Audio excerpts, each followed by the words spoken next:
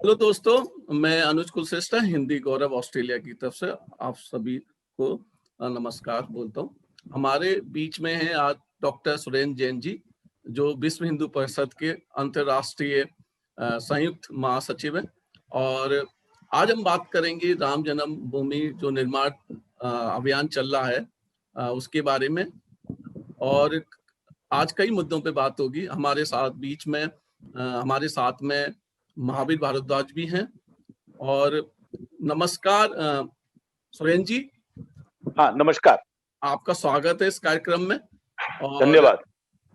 जो आजकल जो चल रहा, आप लोग बड़ा एक अभियान चल रहा है विश्व हिंदू परिषद का, श्री राम जन्मभूमि निर्माण जो समर्पण निधि के बारे में बताएंगे आप प्लीज?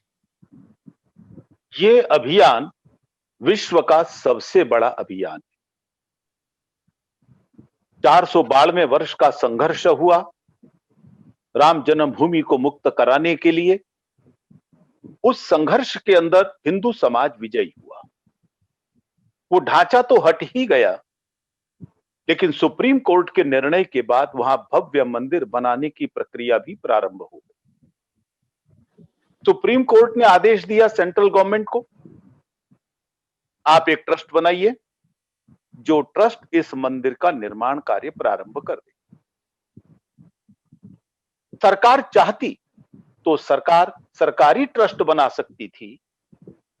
प्रधानमंत्री स्वयं या गृह मंत्री या कोई और मंत्री उसके अध्यक्ष बन सकते थे और ब्यूरोक्रेट्स के हाथ में ही सारा विषय हो सकता था। लेकिन प्रधानमंत्री ने बहुत बड़ी दूरदृष्टि का परिचय दिया और उन्होंने कहा ये राम का मंदिर है, सरकारी मंदिर नहीं है। ये जन जन की आस्था का केंद्र है और वो तभी बनेगा जब इस मंदिर का निर्माण कार्य करने वाले वही संत होंगे जो इस आंदोलन को यहां तक लेकर आए। आखिरकार ये आंदोलन भी कोई छोटा आंदोलन नहीं था। 1984 से प्रारंभ हुआ यह आंदोलन 2018 में जाकर अपनी परिणति पर पहुंचा। विश्व का अनूठा आंदोलन था। इतने वर्षों के बाद भी उसके तेवर वही थे, उसके संकल्प वही थे। तो वही संत इस ट्रस्ट के अध्यक्ष और मंत्री बनने चाहिए जो यहां तक लेकर आए। इसीलिए उन्होंने परम पूज्य महंत नृत्य गोपाल दास जी महाराज उनको अध्यक्ष बनाया, चंपत राय जी को महामंत्री बनाया। ब्यूरोक्रेट्स हैं, लेकिन वो ब्यूरोक्रेट्स केवल मंदिर निर्माण में सहायता करने के लिए हैं, मार्ग में आने वाली बाधाओं को दूर करने के लिए हैं। मुख्य भूमिका संतों की है, विश्व हिंदू परिषद के पदाधिकारी चंपत राय जी की है। और उस बात को ध्यान में रखकर जब यह विचार हुआ कि अब मंदिर तो शुरू करना है, संतों ने शुरू करना है, कैसे शुरू किया जाए, कौन पैसा देगा, तो एक बड़ा प्रश्न समाज के सामने आया। सरकारी ट्रस्ट है ना, सरकार पैसा दे सकती है। लेकिन सरकार ने भी स्पष्ट कर दिया, हम भी पहले दिन से स्पष्ट थे, हमारे दिमाग में सोमनाथ मंदिर आ गए। सरकारी आदेश से बनना था वो भी, लेकिन पहले दिन से ही गांधी जी ने भी कहा, डॉक्टर राजेंद्र प्रसाद ने भी कहा और के.एम. मुंशी, सरदार वल्लभ भाई पटेल, सबने कहा हम सरकार का पैसा नहीं लेंगे, हम समाज के पास जाएंगे। हम देश को जोड़ना चाहते हैं मंदिर के साथ। राम जन जन के साथ जुड़े और हर एक व्यक्ति राम के साथ जुड़े, इसके लिए एक विशाल जनसंपर्क और निधि समर्पण के कार्यक्रम का आयोजन किया गया। अंग्रेजी में एक शब्द चलता है क्राउड फंडिंग। मैं ये कहना चाहूंगा, ये क्राउड फंडिंग नहीं है। वो हिंदू समाज जो इस संकल्प के साथ 492 वर्षों से लड़ रहा था, वो किसी भीड़ का हिस्सा नहीं है, वो समर्पित हिंदुओं का एक बहुत बड़ा समूह है। इसलिए ये क्राउड फंडिंग नहीं है कि ऐसे ही हम झोली पसार के मांगने के लिए जा रहे हैं। यह निधि समर्पण है, फंडिंग नहीं है। अंग्रेजी में इसका पैरेलल शब्द नहीं मिल सकता। कोई भगवान को दान नहीं दे सकता, कोई भगवान के ऊपर एहसान नहीं कर सकता, भगवान के सामने केवल समर्पण कर सकता है। इसलिए हमने तय किया, जन जन को जोड़ेंगे, गिलहरी का भी योगदान लेंगे और उस योगदान के माध्यम से इस भव्य गगनचुंबी मंदिर का निर्माण किया जाए। धन्यवाद सुरेंद्र जी, आपने काफी जानकारी दी। मैं ये जानना चाहता हूँ, आजकल ऑस्ट्रेलिया में हूँ तो मुझे ऑस्ट्रेलिया का पता है, इंडिया में भी है, हो ही रहा है। आजकल हिंदू और सिखों को अलग दिखाने की एक वो चल रही है। काफी जगह मैंने देखा है सिख जो भाई हैं, मैं पहले ऑस्ट्रेलिया 18-19 साल से हूँ, पहले मैंने कभी नहीं देखा था, अभी मैंने 2-3 साल से देखा है कि सिख लोग थोड़ा हिंदुओं से दूर जाने लगे हैं, और वो मैं खुद फील करता हूँ पर्सनली। तो मैं ये जानना चाहता हूँ कि हिंदू और सिखों का आपस में क्या जुड़ाव है, क्या रिश्ता है? क्या राम वो ही हैं जो इनके जो पवित्र गुरु गोविंद, जो इनकी पवित्र बुक है सिखों की, गुरु ग्रंथ गुरु ग्रंथ साहिब, साहब, उसमें भी जो उल्लेख है राम जी का, वो वही राम है जो हमारे राम है? उसके बारे में आप प्लीज बताइए। इस समय सिख समाज में दो धाराएं चल रही। एक धारा वो है जो गुरु नानक से लेकर दशम गुरु गुरु गोविंद सिंह तक के संदेशों को मानती है। उन्हीं ने ही जो अंतिम सिख राजा हुए वास्तव में महाप्रतापी राजा रणजीत सिंह, जिन्होंने सिक्खी राज्य क्या होता है ये पूरी दुनिया के सामने दिखाया था। ये परंपरा वो है जो रणजीत सिंह जी के भी साथ खड़ी। दुर्भाग्य से एक और परंपरा खड़ी हो गई, मैकालिफ परंपरा हम उसको कह सकते हैं। ये एक अंग्रेज था, उन्होंने हिंदू समाज में भेद पैदा करने के लिए इस तरह की कुछ थ्योरीज गढ़ी, जिसका परिणाम ये निकला, उन लोगों ने न केवल राजा रणजीत सिंह के साथ गद्दारी की थी, और बाद में भी समाज को अलग करने का प्रयास किया था। राम के साथ सिक्खी का क्या संबंध है? क्या ये वही राम है जिसका वर्णन परम पवित्र गुरु ग्रंथ साहब के अंदर वर्णन किया है? इसका जवाब स्वयं गुरु नानक देव ने दिया है। गुरु नानक देव अयोध्या में पधारे थे, और जब पधारे थे उस समय उन्होंने अपने शिष्य मर्दाना को क्या कहा था, वो बहुत इंपॉर्टेंट है। उन्होंने अपने शिष्य मर्दाना को बड़े स्पष्ट शब्दों में कहा, जो कि बाद में उसका वर्णन उनके गुरु गोविंद सिंह के एक शिष्य भाई मनी सिंह ने पोथी जन्म साखी में किया। वो लिखते हैं, ता धर्म ने पुकार की थी, धर्म ने पुकार की है। जैसे तुम चारों युगों में ईश्वर अवतार धार के वेद के धर्म की मर्यादा रखते आए हो, जो कि सतयुग में हंस अवतार धारिया, और त्रेते में राम अवतार धारिया, और द्वापर में श्री कृष्ण अवतार धारिया, अगर कल युग में निर्हलंक अवतार, पंचम वेदवाणी का ग्रंथ जी बनाओ, क्योंकि जगत में ये सब विलुप्त हो रहा है।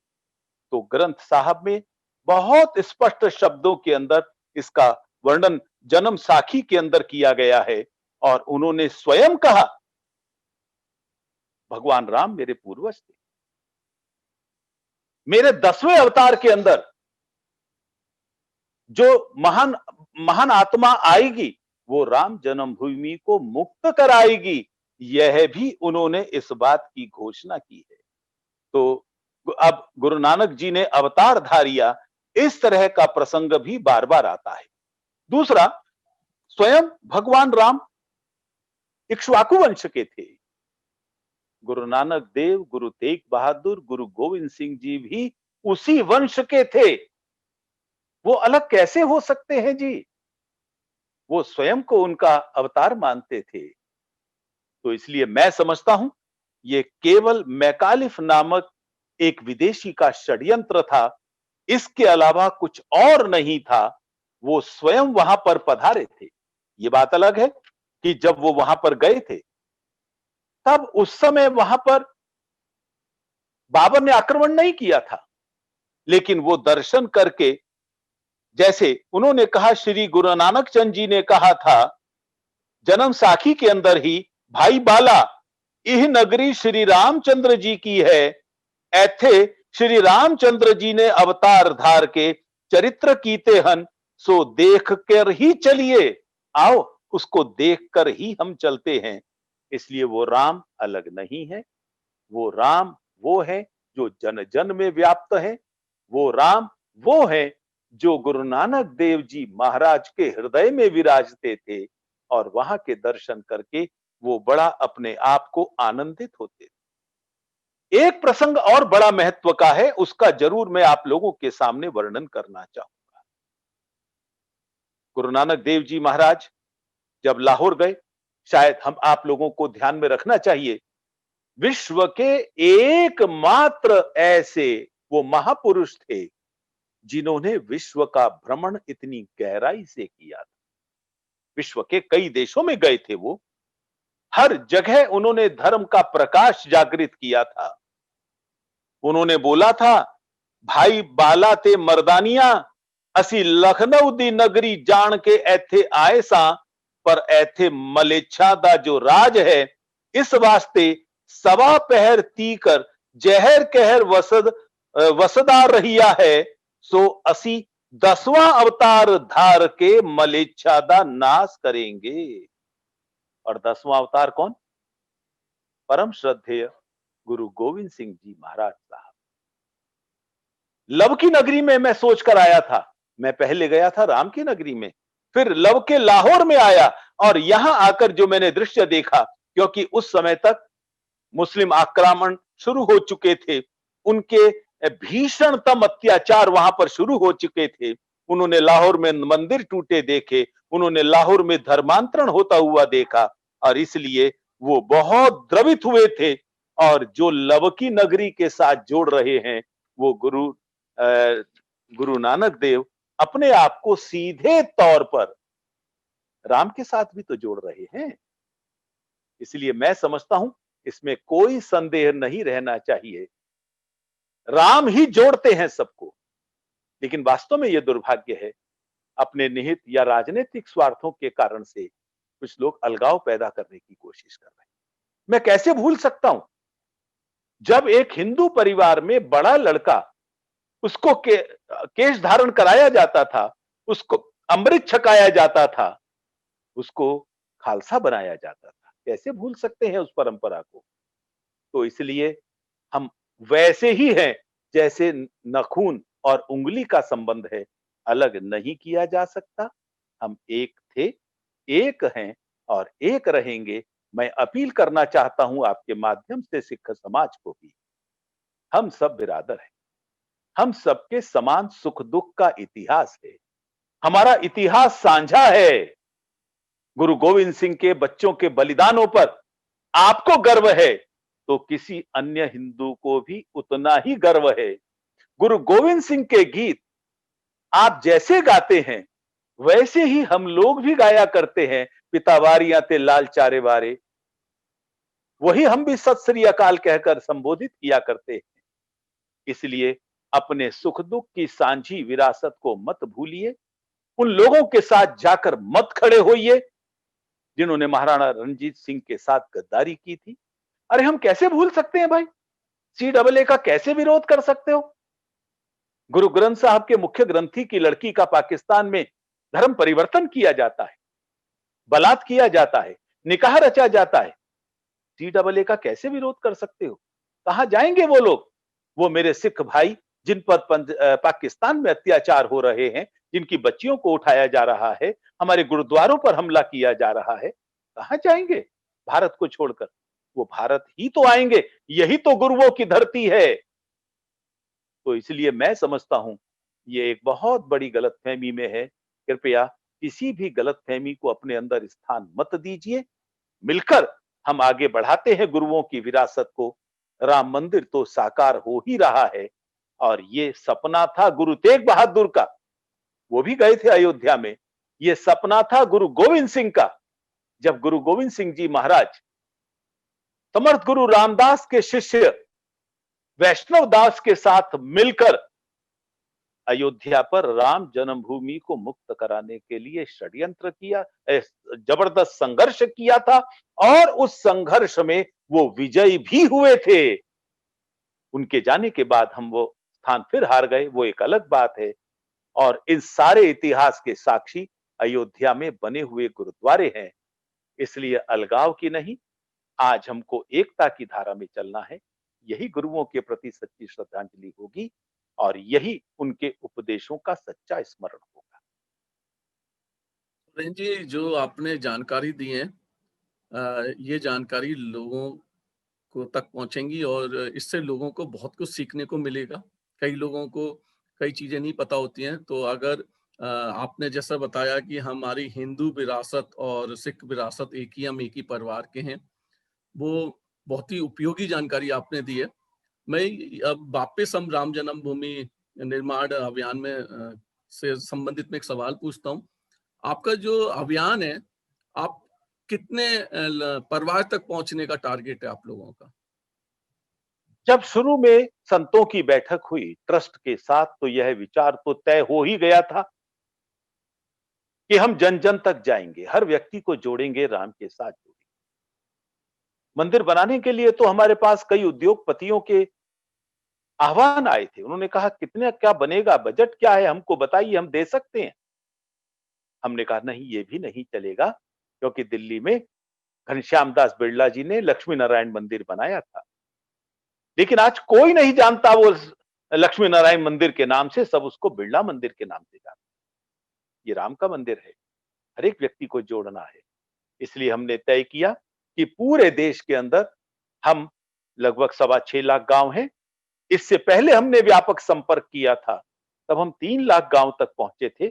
हमने तय किया इस बार हम 4 लाख गांव तक पहुंचे, 11 करोड़ परिवारों से संपर्क करेंगे और लगभग 50 करोड़ देशवासियों का हम योगदान मंदिर निर्माण के लिए अयोध्या तक पहुंचाएंगे। लेकिन जब बैठकें शुरू हुई, तो बैठकें शुरू होने पर उत्साह देखने में आया समाज का। सभी जाति बिरादरी के लोग जुड़ गए इसके साथ। सबने कहा कि हम योगदान देंगे, राम हमारे हैं भाई। बौद्धों ने भी कहा, क्या भगवान बुद्ध इक्ष्वाकु वंश के नहीं थे? क्या इस मंदिर को बनाने में हम गर्व का अनुभव नहीं करते? जैन समाज के लोग आए और उन्होंने तो टोलियां भी बनानी शुरू कर दी हैं संतों के आह्वान पर।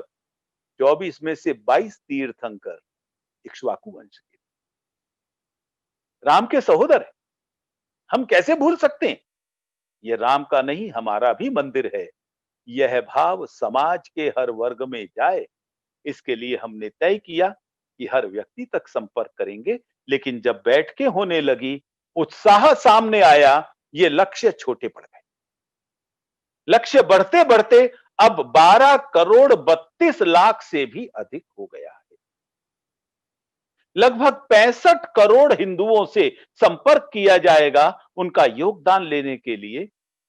खेत में काम करने वाला किसान, फैक्ट्री में काम करने वाला मजदूर, मंडी के अंदर काम करने वाला पल्लेदार, रिक्शा चलाने वाला रिक्शा पुलर, स्कूल में पढ़ने वाला विद्यार्थी, वह भी योगदान दे सके, इसके लिए हमने 10 रुपए के कूपन भी बनाए।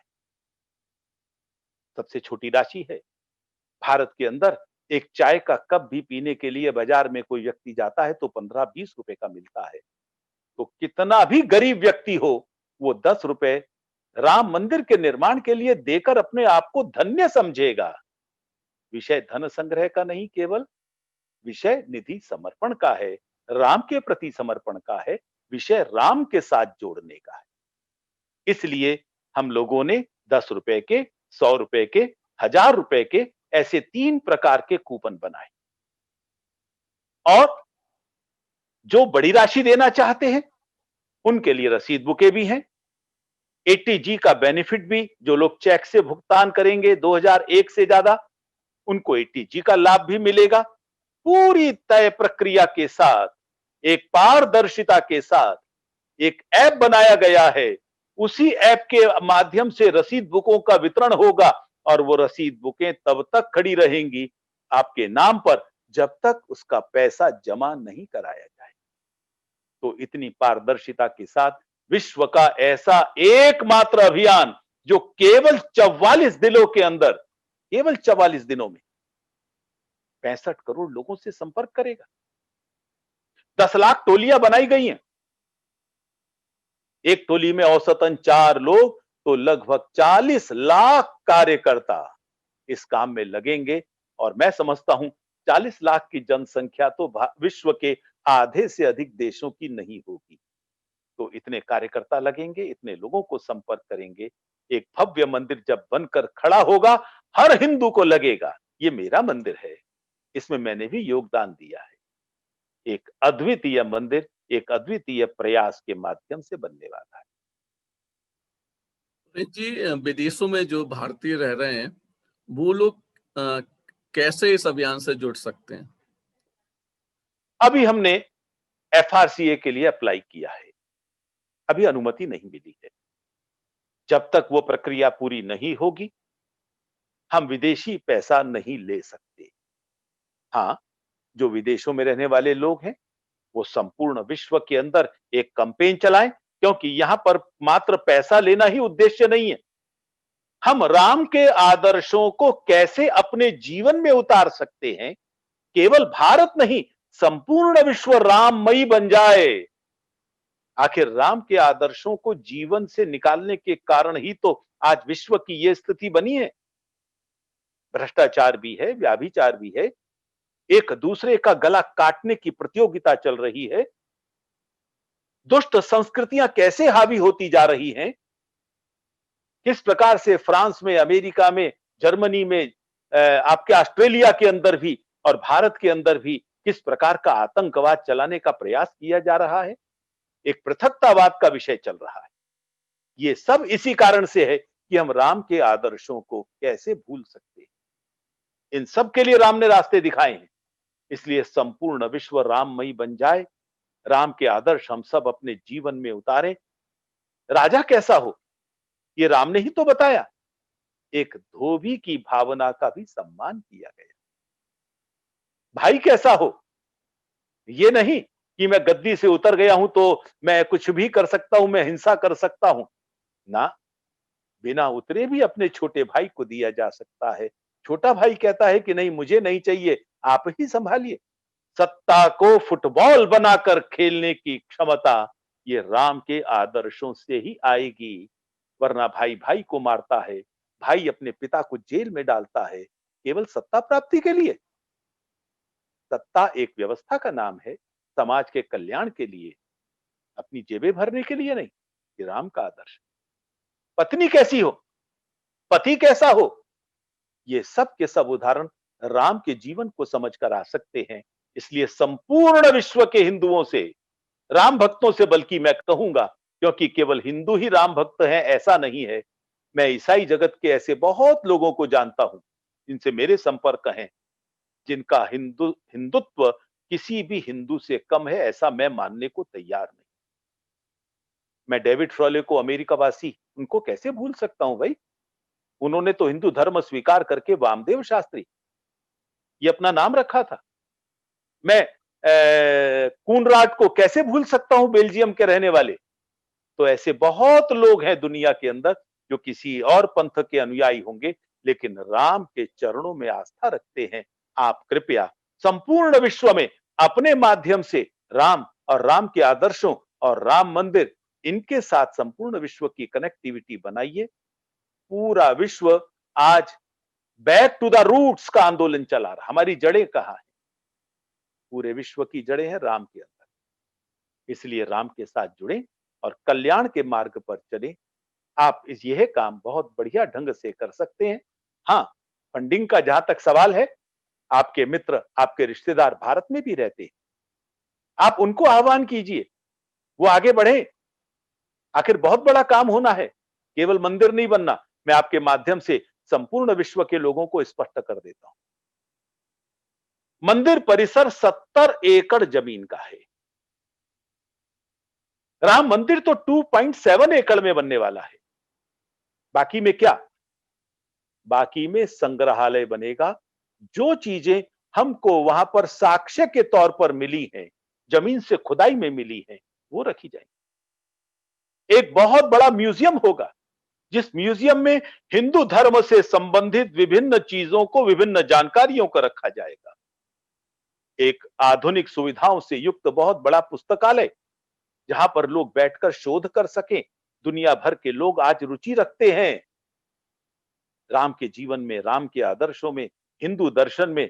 उन सबको वहां पर पढ़ने का अवसर मिले, हम सबको अध्ययन की सुविधाएं दें, उसके लिए एक आधुनिक पुस्तकालय, एक थिएटर बनेगा।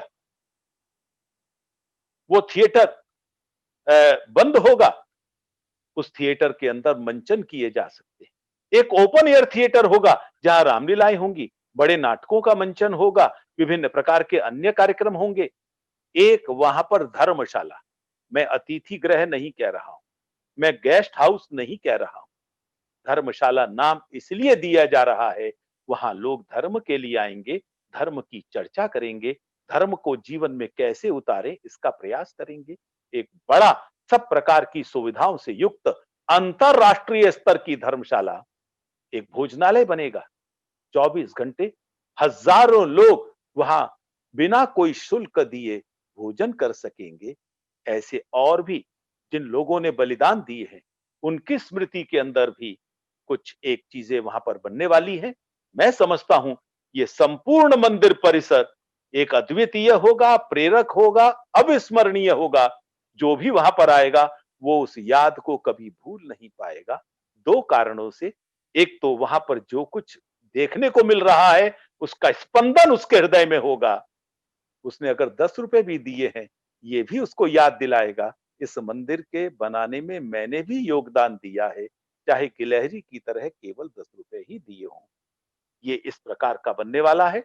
इसलिए विदेशों में रहने वाले राम भक्तों से मेरी अपील है, आप भारत में रहने वाले अपने मित्रों को, अपने संबंधियों को, अपने परिवार के लोगों को कहें, एक कैंपेन चलाएं आप भी।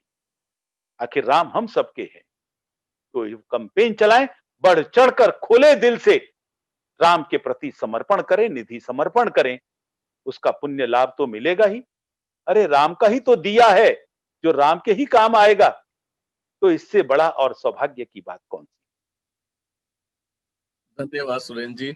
हमारे बीच में महावीर भारद्वाज जी हैं, जो वरिष्ठ पत्रकार हैं और इस मुहिम में काफी एक्टिव हैं। महावीर जी, आपका स्वागत है। आप कुछ पूछना चाहेंगे? धन्यवाद। सुरेंद्र जी से कुछ पूछना चाहेंगे आप? आपने जिस प्रकार के प्रश्न पूछे हैं उसमें सब कुछ समाहित है। मुझे लगता नहीं कि इसमें कोई और आवश्यकता है। फिर भी माननीय सुरेंद्र जी से मैं ये जानना चाहूंगा, ये अभियान 45 दिन तक चलेगा। इसकी अभियान की समापन पर भी क्या कोई ऐसा कोई बड़ा आयोजन को प्रेरणा दे सकेगा, ऐसा भारत में कोई तय किया गया है क्या? पूरे अभियान के दौरान हमको बहुत सारी चीजें देखने को मिली। बच्चों ने आना शुरू कर दिया है, छोटे छोटे बच्चे जो कहते हैं हम अपनी बचत में से जो गुल्लक में डाली है, इस गुल्लक को राम मंदिर के लिए देना चाहते। क्या वो किसी बहुत बड़े अभियान से कम प्रेरक होगा? कई संतों ने कहा है कि हम जाएंगे उस दिन अपने जो अनुसूचित जाति के बंधु हैं, वाल्मीकि हैं, रविदासी हैं, कबीर हैं और लोग हैं, इन सब के बस्तियों में जाएंगे और झोली पसार कर उनसे कहेंगे कि हमको राम के लिए शबरी के बेर चाहिए। शबरी का बेर खाए बिना राम मंदिर कैसे बन सकता है? क्या वो दृश्य कम प्रेरक होंगे? जब आचार्य महामंडलेश्वर स्तर के संत इन बस्तियों में जाकर एक समरसता का अद्भुत उदाहरण दें। अरे जब केवट, निषाद राज और शबरी के बिना राम सीता को नहीं ला सके थे, तो राम मंदिर इनके बिना कैसे बनेगा? तो ऐसे न जाने कितने आयोजन कहीं प्रयास पूर्वक होंगे, कहीं अनायास होंगे। कई लोग तो पूरे जीवन की ही राशि, अपनी जो बचत थी, एक 70 साल का वृद्ध जिसके पास कमाने के लिए कुछ नहीं है जी, अपने मकान में रहते हैं, 70 से भी बड़ी साल आयु का, उनके पास कुछ कार्यकर्ता इस कार्यक्रम का वैसे ही वर्णन कर रहे थे। उन्होंने तुरंत अपना बैंक अकाउंट देखा और बैंक अकाउंट के अंदर जितनी भी राशि उनके किसी प्रोविडेंट फंड से होगी या कहीं से भी होगी, उन्होंने कहा ये सारा बैंक बैलेंस मैं राम के चरणों में अर्पित करूंगा। क्या ये किसी भी बड़े आयोजन से कम प्रेरणादायक होगा? हर पल पूरे विश्व को प्रेरणा देगा। एक बात मैं जरूर स्पष्ट करना चाहता हूं, ये केवल राम मंदिर नहीं बनेगा, ये राम राज्य की ओर ले जाने वाला मंदिर होगा। फ्रॉम रिकंस्ट्रक्शन टू रिनांसा, पुनर्निर्माण से पुनर्जागरण की यात्रा प्रारंभ होगी। एक स्पंदन राम मंदिर से ऐसा पैदा होगा जो पहले भारत को और फिर संपूर्ण विश्व को राममयी कर देगा, राम के आदर्शों से आप्लावित कर देगा। एक ऐसा स्पंदन वहां से निर्माण होने वाला है। तो एक अद्भुत अनुभव संपूर्ण विश्व महसूस करेगा, ऐसा मुझे विश्वास है।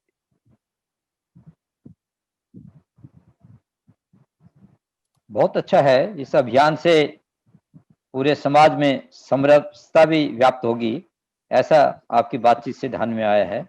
बहुत बहुत साधुवाद है इसके लिए।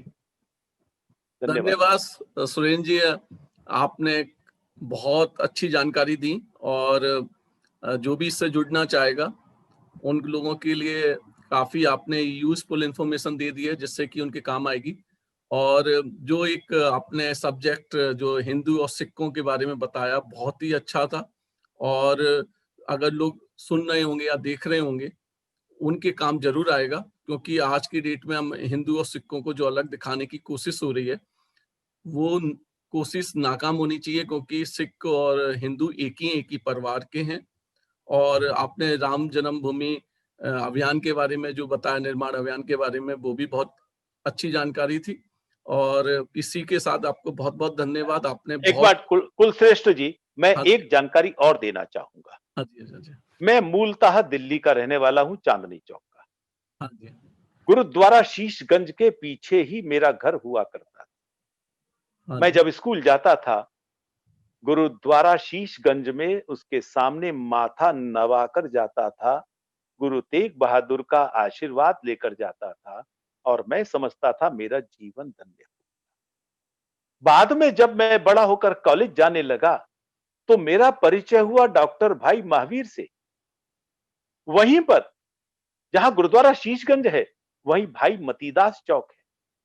वो भाई मतीदास वो थे गुरु तेग बहादुर के साथी जिनका पूरा धड़ आरे से कटवाया गया था।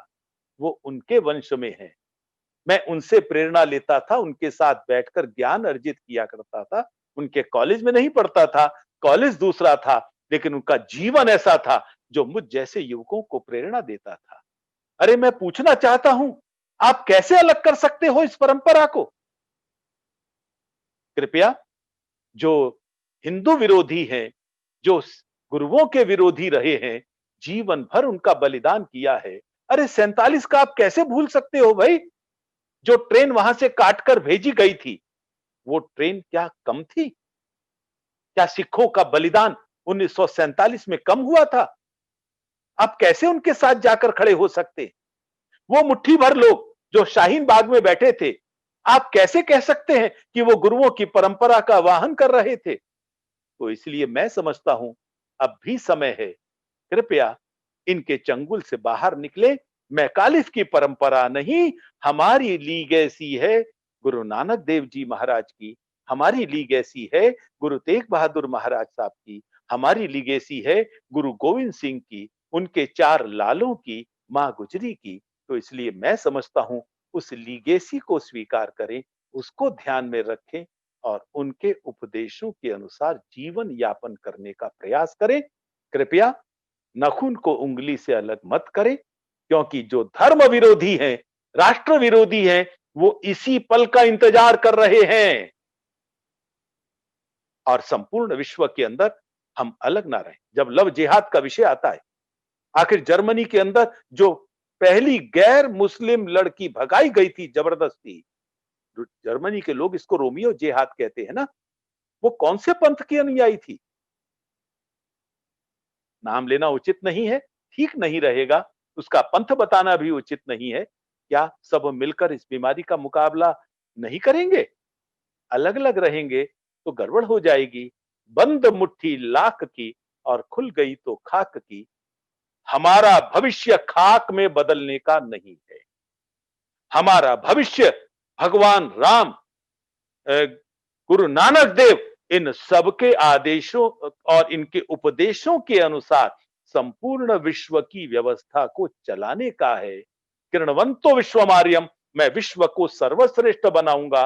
वो सर्वश्रेष्ठ राम और नानक के उपदेशों पर चलकर ही बनाया जा सकता है।